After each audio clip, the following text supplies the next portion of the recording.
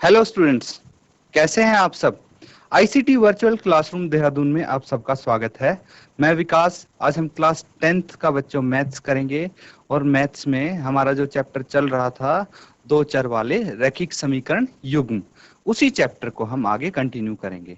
तो आपने जो लेटेस्ट मेथड सीखा था बच्चों हल निकालने का, वो था वज्र गुणन विधि, क्रॉस मल्टीप्लिकेशन मेथड। तो बच्चों उम्मीद है आपको अच्छे से वो मेथड अभी तक आ गया होगा। कुछ क्वेश्चंस भी आप उसके बेस पे कर चुके हैं। आपने एक क्वेश्चन किया था, अभी हम कुछ और क्वेश्चन करेंगे ताकि आपको बिल्कुल अच्छी तरह से आ जाए, प्रैक्टिस हो जाए। क्योंकि जैसे प्रैक्टिस होगी, जैसे जैसे वैसे वैसे आपको और अच्छे से आता जाएगा, इम्प्रूव होता जाएगा। तो चलिए हम स्मार्ट बोर्ड पे चलते हैं और स्टार्ट करते हैं अपना चैप्टर। तो बच्चों आपका चैप्टर जो है दो चर वाले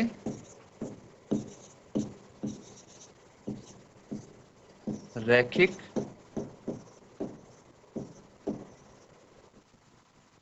समीकरण युग्म।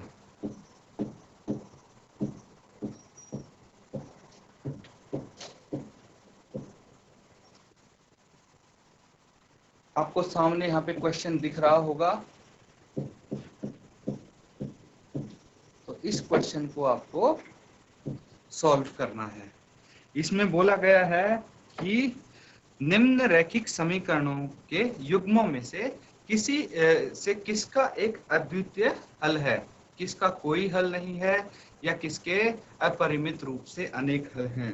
तो ये चीज बच्चों आपको निकालनी आती है। पता लगा सकते हैं आप कि no solution, many infinitely many solution, या फिर यूनिक सॉल्यूशन, या फिर वन सॉल्यूशन किसका होगा। तो ये चीज आप पता लगा सकते हैं। ये मेथड हमने सीखे हैं, तरीके हमने सीखे हैं, तो उससे आप उसका इस्तेमाल करके इसका पता लगाएं। अगर अद्वितीय हल है तो उस स्थिति में इसे वज्र गुणन विधि से आप क्या करेंगे, उसका हल ज्ञात करेंगे। ठीक है। अब जैसे फर्स्ट वाला हमने चेक कर लिया था, सेकंड वाला भी हमने चेक कर लिया था, और सेकंड वाला जो जिसका वन सॉल्यूशन आया था, यूनिक सॉल्यूशन जिसका है, उसको हमने सॉल्व भी कर लिया था। लेकिन फर्स्ट वाले का नो सॉल्यूशन आया था, इसका कोई हल नहीं है, इसीलिए इसको हम सॉल्व नहीं करेंगे। जिसका वन सॉल्यूशन होगा, अद्वितीय हल होगा, सिर्फ उसी को हम यहाँ पे सॉल्व करेंगे। बाकी चेक तो सभी को करेंगे हम। अब देखिए तीसरे वाला, देखिए यहाँ पे 3x minus 5y is equal to 20 और 6x minus 10y is equal to 40। इसमें आपको चेक करना है। तो जनरल इक्वेशन आप बना लेंगे। सबसे पहले जनरल इक्वेशन कैसे बनाएंगे, 3x माइनस 5y और 20 को भी हम इक्वल टू के दूसरी तरफ लेके आ जाएंगे। इसका पक्षांतरण कर देंगे तो ये कितना आ जाएगा, -20 हो जाएगा और इक्वल टू 0। इसी तरह दूसरे वाली इक्वेशन देखिए, 6x माइनस 10y और -40 हो जाएगी। अब यहाँ पे आपको ये पता लग गया कि भाई a1 कौन सा है, a2 क्या है, b1 क्या है, b2 क्या है। इस तरह से अगर सारी चीजें आपको पता लग गई हैं तो इसमें अब कोई परेशानी नहीं होने वाली आपको सॉल्व करने में। सिर्फ चेक करना है आपको। तो a1 बटे a2 निकालेंगे सबसे पहले, और a1 क्या है यहाँ पे 3 है, a2 क्या है 6 है। इसको कैंसिल आउट करेंगे, 3 एकम 3, 3 दूनी 6, तो ये आ गया 1/2। इसी तरह b1 बटे b2 निकालेंगे आप, b1 बाय b2 निकाल देंगे। तो b1 बाय b2 कितना आ जाएगा, ये देखिए -5 और -10 है, b1 -5 और b2 -10। माइनस से माइनस कैंसिल हो गया, 5 एकम 5, 5 दूनी 10, ये भी 1/2 आ गया। यहाँ पे a1 बाय a2 बराबर है b1 बाय b2 के।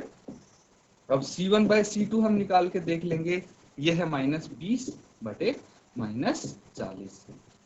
इसको कैंसिल करेंगे तो 20 एकम 20, 20 दूनी 40, ये भी बच्चों 1/2 आ गया। तो तीनों 1/2 आए हैं, यानी कि तीनों इक्वल हैं, बराबर हैं। तो इसको आप लिख सकते हैं, क्या लिख सकते हैं, A1 बाय A2 बराबर है B1 बाय B2 के, और ये बराबर है C1 बाय C2 के। अगर ये तीनों बराबर हैं तो इस कंडीशन में कौन सा सॉल्यूशन आएगा, ये आपको पता होना चाहिए। इस कंडीशन में आप बोल सकते हैं कि इनफाइनाइटली मैनी सॉल्यूशन, या फिर अपरिमित रूप से अनेक हल होंगे। ठीक है, इसमें लिखेंगे इनफाइनाइटली मैनी सॉल्यूशन या फिर अपरिमित रूप से अनेक हल इसके होंगे। तो इसको हम इसका हल नहीं निकालेंगे क्योंकि हमें सिर्फ जिसका वन सॉल्यूशन है उसी का हल निकालना है। तो यहाँ पे हमने ये चेक कर लिया है। ये क्वेश्चन नंबर फर्स्ट का थर्ड पार्ट। अब फोर्थ पार्ट भी बिल्कुल इसी तरह हम चेक करेंगे और इसमें देखेंगे कि ये कौन सी कंडीशन आती है इसमें।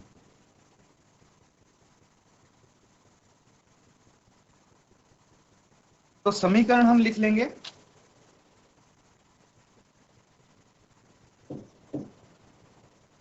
इसका जो समीकरण आपको दिया हुआ है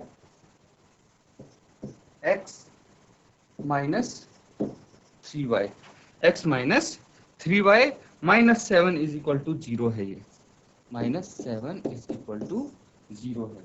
और जो दूसरा है 3x minus 3y minus 15 is equal to 0 है। यहाँ पे हम चेक करेंगे बिल्कुल उसी तरह। अब a1 बटे a2 देखेंगे हम सबसे पहले। तो a1 है यहाँ पे 1 और a2 है 3। तो ये क्या हो गया 1 बटे 3 हो गया। अब b1 बाय b2 देखेंगे हम। तो ये कितना है -3 और b2 भी -3 है। दोनों को हम कैंसिल आउट कर देंगे, यहाँ पे 1 बच जाएगा। तो देखिए a1 बटे a2 ही बराबर नहीं है b1 बटे b2 के।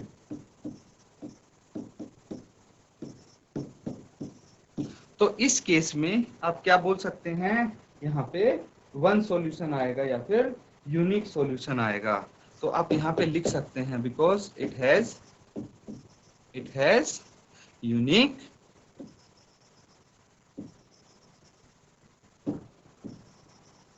सॉल्यूशन या फिर इसका अद्वितीय हल है। इसीलिए आप इसको सॉल्व करेंगे क्रॉस मल्टीप्लिकेशन मेथड से, वज्र गुणन विधि से। तो कैसे आप सॉल्व करेंगे वो देखिए। जैसे इससे पहले भी हमने एक क्वेश्चन सॉल्व किया था, मेथड आपको पता है, बिल्कुल उसी तरीके से आप इसको सॉल्व कर देंगे। तो क्या लिखेंगे, सबसे पहले मैं यहाँ पे फिर से इक्वेशन लिख देता हूं ताकि रेफर करने में आपको आसानी हो। x minus 3y minus 7 is equal to 0 है। और दूसरा है 3x minus 3y minus 15 is equal to 0 है। अब बच्चों यहाँ पे हमें क्या करना है, x, y और 1 लिख देना है अलग अलग करके। x फिर y लिख देंगे हम और फिर 1 लिख देंगे हम। इसको आप सॉल्व करेंगे तो सबसे पहले क्या आता है, b1 b2 हम लिखते हैं x से थोड़ा सा इस तरफ, b1 b2 हम लिखते हैं। फिर c1 c2 a1 a2 और फिर एंड में b1 b2 लिखते हैं। इसी तरह लिखते हैं। तो देखिए b1 b2 हमने लिखा है, डायरेक्टली मैं इसकी जगह इनकी वैल्यूज रख देता हूँ, मान रख देता हूँ। तो b1 कितना है, -3 है, तो मैंने सीधा -3 रख दिया और b2 की जगह भी -3 रख दिया। इसी तरह c1 c2 की जगह मैंने वैल्यूज रख दी -7 और -15। फिर a1 a2 की जगह रख दिया मैंने 1 और 3 और फिर एंड में b1 b2 की जगह भी रख दिया -3 और -3। इन्हीं का आप क्रॉस मल्टीप्लिकेशन करेंगे। किस प्रकार करेंगे, देखिए ये आपस में मल्टीप्लाई होंगे इस तरह से। आप ये एरो कहां से स्टार्ट करना है लगाना, उस चीज का भी ध्यान रखें। अब क्या करेंगे, अब यहाँ पे लिखेंगे x बटे और नीचे क्या करेंगे -3 और 15, -15 को मल्टीप्लाई करके लिखते हैं। -3 इंटू -15 और माइनस क्या लिखेंगे आप, जो नीचे वाला है -3 इंटू -7, इन दोनों को मल्टीप्लाई करके लिखेंगे। बस यही आपको हर केस में करना है। इसके बाद क्या है, y बटे -7 इंटू 3 और माइनस कर देंगे इसमें से क्या, -15 इंटू 1, -15 इंटू 1 और इक्वल टू आगे क्या है 1 अपॉन, इसमें करेंगे 1 इंटू -3 और -3 इंटू -3, ये कर देंगे आप। अब इसको सॉल्व करना है आपको। सॉल्व कर कैसे करेंगे, मल्टीप्लाई कर देंगे आप इनको डायरेक्ट, यहाँ पे मल्टीप्लाई करके हम लिखते हैं। तो देखिए x बटे -3 और -15 का मल्टीप्लाई करो, कितना आएगा, 45 आएगा। प्लस का या माइनस का, प्लस का आएगा, क्योंकि माइनस माइनस प्लस हो जाता है मल्टीप्लाई करते टाइम। फिर माइनस का साइन जो बीच में है वो एज इट इज, और -3 को -7 से मल्टीप्लाई करेंगे तो ये 21 आ जाएगा, और माइनस माइनस प्लस होता है इसलिए ये प्लस का 21 आएगा। ये जो साइन है माइनस का बीच में लगाया है, ये वाला साइन है बच्चों। तो जितने भी साइन है आप ध्यान पूर्वक उनको लिखेंगे, क्योंकि मैक्सिमम मिस्टेक यहाँ पे सिर्फ साइन लिखने में होती है। ये माइनस की जगह प्लस लिख देते हैं, प्लस की जगह माइनस लिख देते हैं, ऐसी गलती आपने नहीं करनी है। अब इक्वल टू नेक्स्ट वाला सॉल्व करेंगे, y बटे -7 इंटू 3 कितना होता है, -21। फिर उसके बाद -15 इंटू 1 कितना होता है, तो ये होगा -15 ही हम इसको लिख देंगे। क्यों, -15 इंटू 1 -15 होगा, क्योंकि प्लस माइनस क्या होता है, माइनस होता है मल्टीप्लीकेशन के केस में। बच्चों ये बहुत छोटी क्लास का कॉन्सेप्ट है, इसलिए अभी आपको इसमें दिक्कत नहीं आनी चाहिए। -3 इंटू 1 -3 ही होगा, और फिर -3 इंटू 3 -9 हो जाएगा। आगे इसको सॉल्व करेंगे तो देखिए, ये तो हम एज इट इज लिख देंगे अगले स्टेप में। यहाँ पे क्या आ जाएगा, -21, और ये ब्रैकेट खोलेंगे तो +15 आ जाएगा। इसी तरह यहाँ पे +9 आ जाएगा, क्योंकि माइनस इंटू माइनस क्या होता है, प्लस होता है। तो इसको फर्दर हम लिख लेते हैं,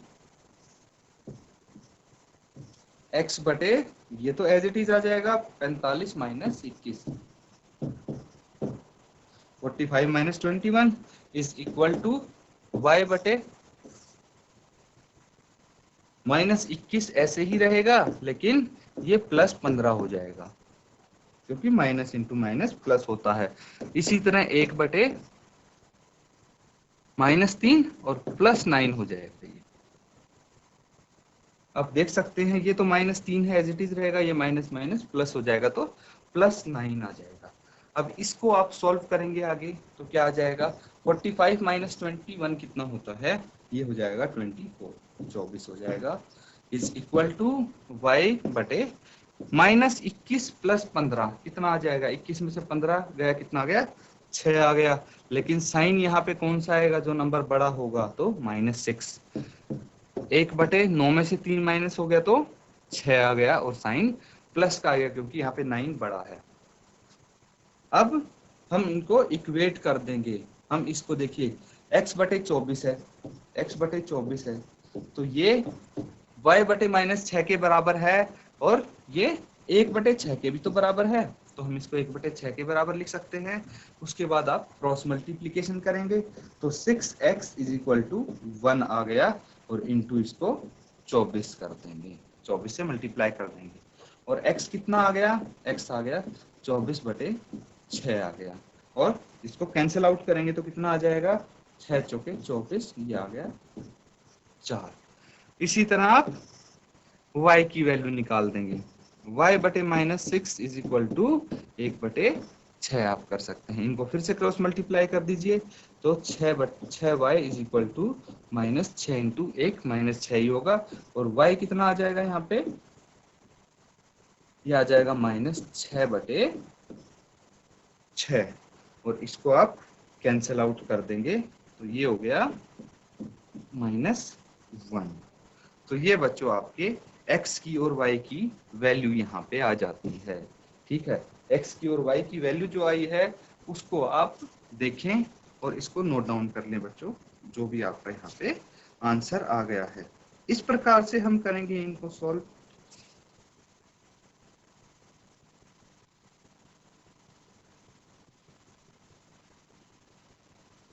तो x यहाँ पे कितना आ गया, x आ गया 4, और y कितना आ गया, y आ गया -1।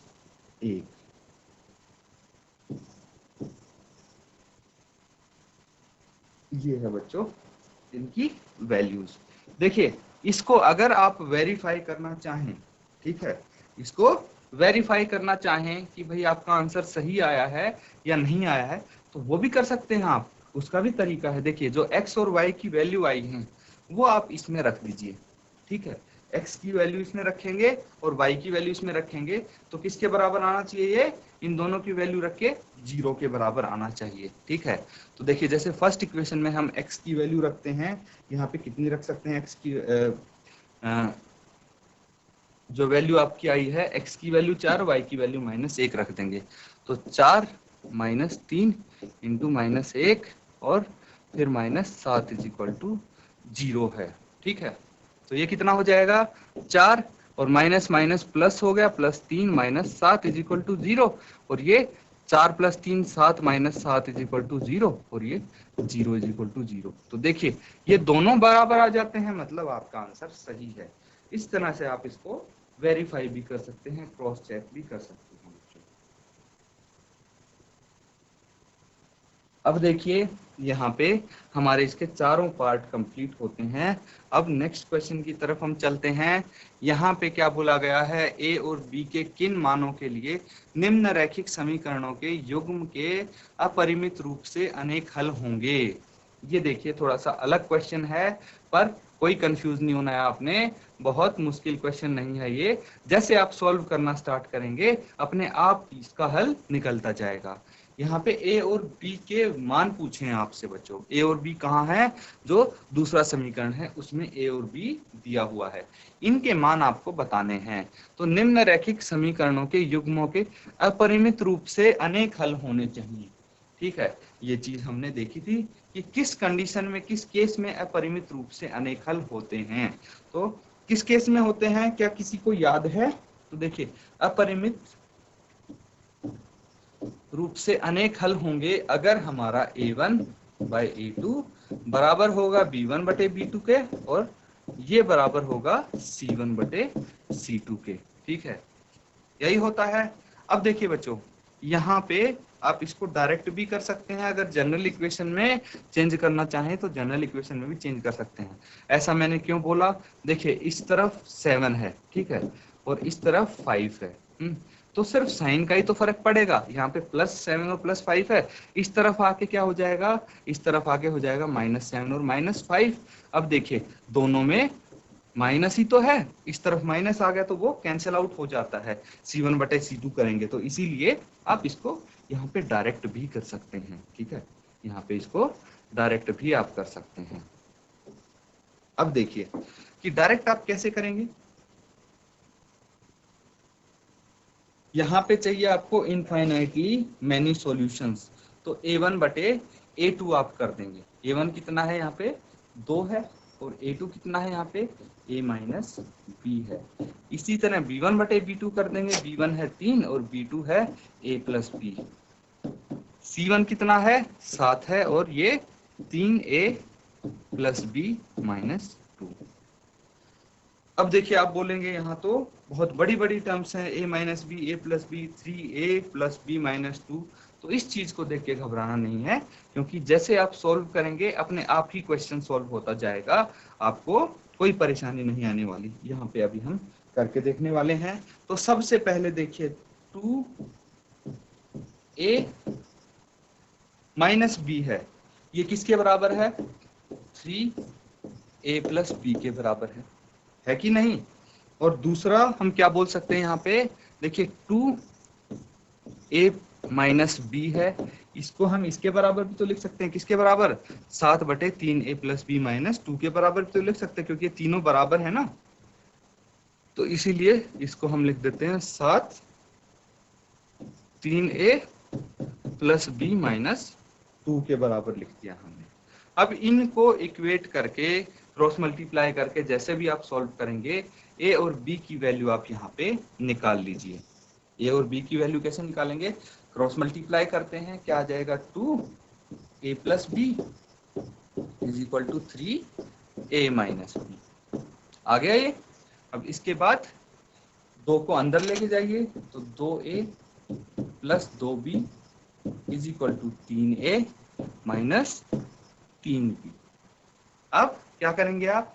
ए वाली टर्म को एक तरफ लिख लीजिए और बी वाली टर्म को एक तरफ लिख लीजिए, ठीक है। तो ये 2a माइनस 3 हो जाएगा, 3a का पक्षांतरण कर देंगे हम, इसी तरह 2b का पक्षांतरण कर देंगे तो ये कितना आ जाएगा माइनस 3b और माइनस ये आ जाएगा 2b। कितना हो जाएगा माइनस 3b और माइनस 2b, ये हो जाएगा बच्चों माइनस 5b। तो यहाँ देखिए कि 2a माइनस 3a कितना हो जाएगा minus a is equal to ये माइनस 5b। अब इसको माइनस से माइनस को कैंसिल आउट कर सकते हैं, a is equal to 5b यहाँ पे आ जाता है। अब दूसरे वाले को क्रॉस मल्टीप्लीकेशन करके आप हल कीजिए तो क्या आ जाएगा 2 into 3a plus b minus 2 is equal to 7 into a minus b। ये दोनों क्रॉस मल्टीप्लाई हो जाएंगे। इसको आप फर्दर अगर सॉल्व करेंगे तो देखिए 3 दूनी 6, 6a plus 2b minus 4 is equal to 7a minus 7b, ठीक है।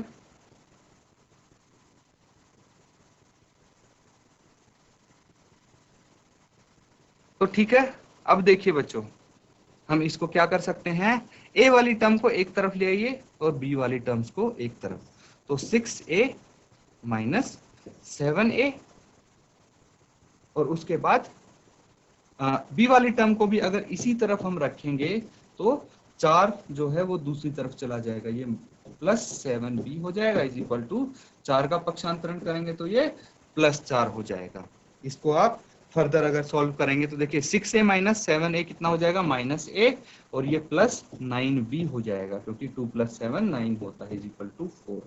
और यहाँ पे फर्दर आप क्या कर सकते हैं बच्चों, देखिए जो a की वैल्यू है यहाँ पे दी हुई है तो put a is equal to 5b, यहाँ पे a की वैल्यू 5b रख सकते हैं। तो क्या आ जाएगा minus 5b plus 9b is equal to 4 और कितना आ जाएगा ये माइनस 5 प्लस 9 4b आ जाएगा इज इक्वल टू 4 और b कितना आ गया, b आ गया 4/4 यानी इसको कैंसिल कर देंगे तो ये 1 आ गया।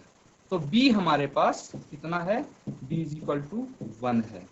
अब यहाँ पे देखिए आप क्या कर सकते हैं, put b is equal to 1, अगर b को 1 रखेंगे तो क्या आ जाएगा a is equal to 5 into 1 कितना हो गया, ये 5 हो गया, a इज इक्वल टू 5 आ गया। तो बस यही तो पूछा गया था आपसे कि a और b की वैल्यू हम क्या रखें ताकि इसका अपरिमित रूप से अनेक हल हों। तो a और b के मान हमने निकाल दिए, यही तो आपको निकालना था। तो इसी तरह से बच्चों इसका पार्ट 2 है वो आप खुद करेंगे, वो आपका होमवर्क होगा। तो बच्चों आज के लिए हम बस इतना ही करेंगे। जो भी यहाँ पे क्वेश्चंस हुए हैं उम्मीद है आपको समझ में आए होंगे। अगर कोई डाउट होता है तो आप कमेंट के माध्यम से पूछ सकते हैं। इसी के साथ आज का लेक्चर खत्म करते हैं। Thank you and have a nice day.